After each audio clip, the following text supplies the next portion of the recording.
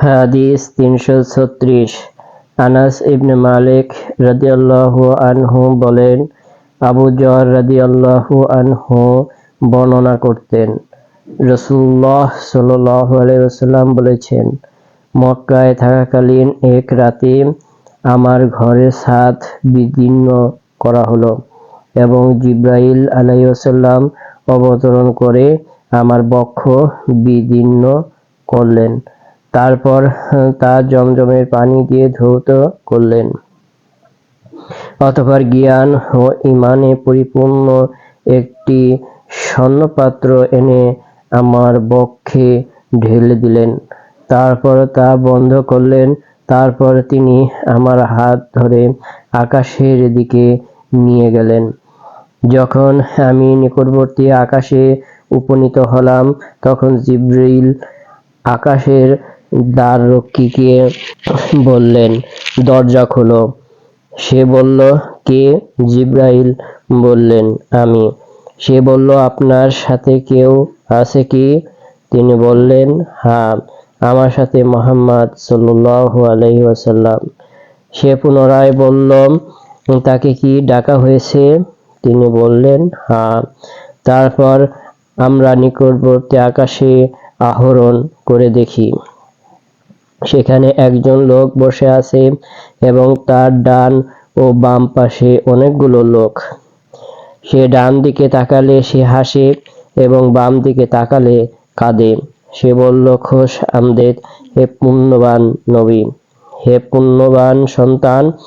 আমি জিবরাইলকে জিজ্ঞেস করলাম, ইনি কে?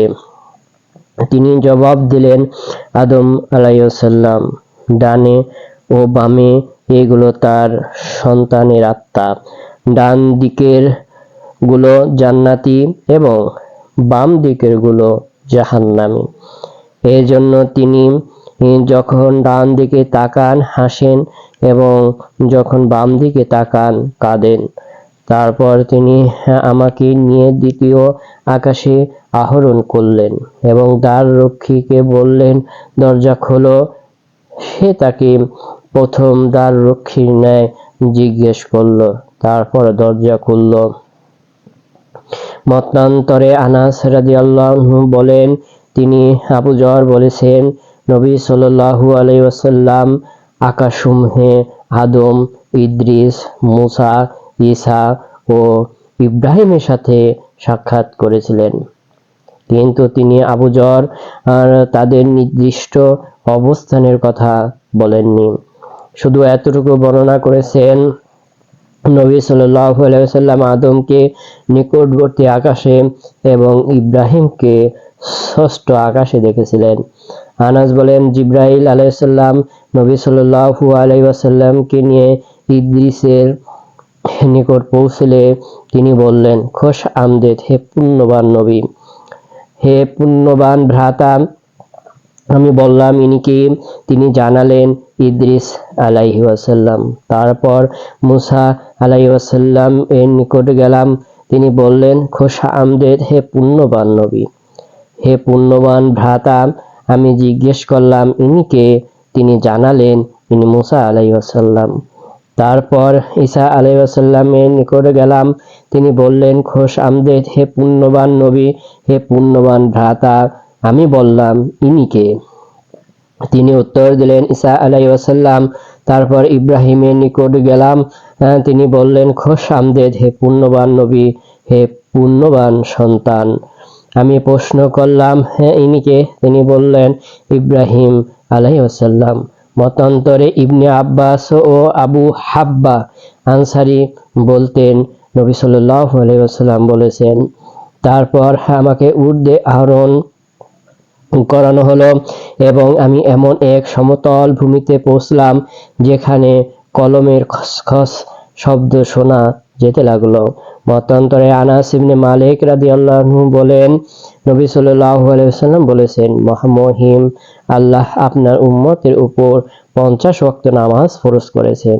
ফেরার সময় আমি মুসা আলাইহিস সালামের নিকট পৌঁছলে তিনি বললেন, আপনার উম্মতের উপর আল্লাহ কি ফরজ করেছেন? আমি জানালাম, 50 ওয়াক্ত নামাজ। তিনি বললেন, আপনার রবের নিকট ফিরে যান, কেননা আপনার উম্মত এত নামাজ আদায় করতে সক্ষম হবে না। আমি ফিরে গেলাম।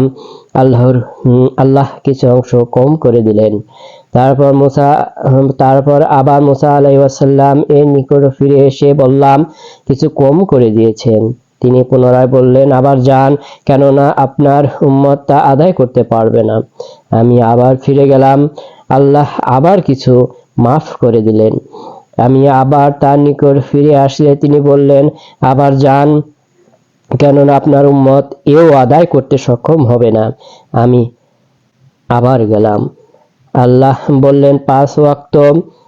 এটি আসলে সবের দিক থেকে 50 ওয়াক্তের সমান। আমার কথার পরিবর্তন হয় না।